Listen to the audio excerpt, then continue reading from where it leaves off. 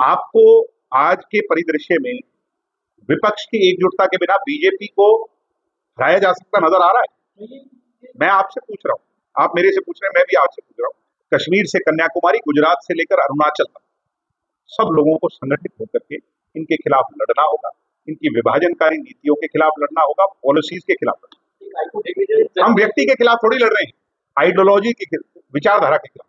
हम साकारा, मैंने आपको क्या कहा कि हम पॉजिटिव लोग हैं, मगर ताली एक हाथ से नहीं बजती, ताली के लिए दो हाथ चाहिए। हम प्रयासरत रहते हैं इस अच्छी और अग्रसर हो, तो आप देखना कौन सी बुरी बात है।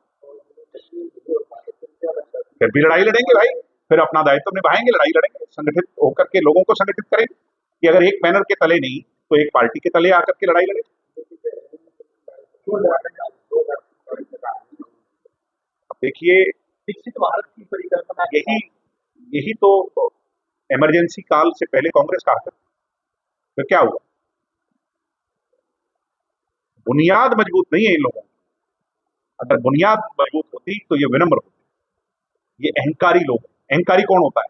जिसकी बुनियाद कमजोर हो, नीचे जड़ें कमजोर हो। तो जड़ें कमजोर है।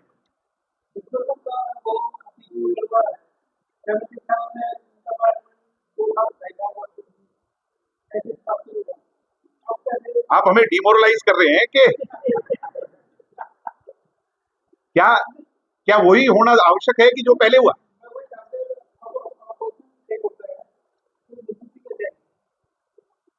आपको आज के परिदृश्य में विपक्ष की एकजुटता के बिना बीजेपी को हराया जा सकता नजर आ रहा है?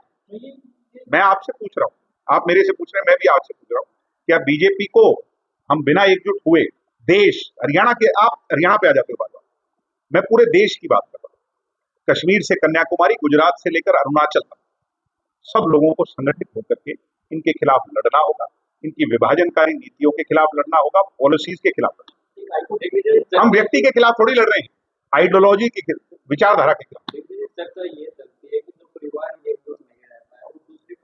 अरे मेरे भाई, हालात पता नहीं क्या क्या करवा देता है। हम साकारा, मैंने आपको क्या कहा कि हम पॉजिटिव लोग हैं, मगर ताली एक हाथ से नहीं बजती, ताली के लिए दो हाथ चाहिए। हम प्रयासरत रहते हैं इस अच्छी और अग्रसर हो, सही दिशा में आगे।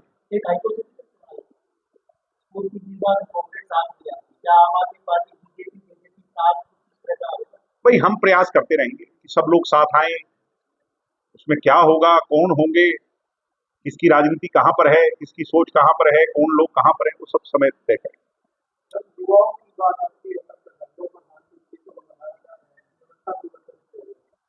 चुनाव के बाद आपकी सब आप पार्टी का बदलाव चाह रहे हो, तो वहाँ व्यवस्था नहीं समझा, नहीं मैं आपके सवाल को नहीं समझा।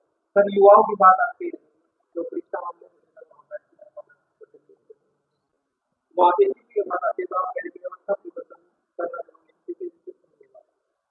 इस्तीफा इस्तीफा ये डिमांड क्यों है, ये समझ लो। इस्तीफा इसलिए डिमांड है क्योंकि धर्मेंद्र प्रधान जी जवाब नहीं दे पाए। समझ रहे हैं बात? इस्तीफा कब मांगा हो? जब धर्मेंद्र प्रधान जी के पास जवाब नहीं है इस बात का कि उनके 21 बच्चों की जान क्यों गई और आने वाले समय में 2100 ना बन जाए, तो लोगों को चिंता है। तो हम बार बार यही तो कह रहे हैं कि उस एजुकेशन पॉलिसी का जो भगवाकरण हो रहा है, हमें उससे बचाना एजुकेशन को।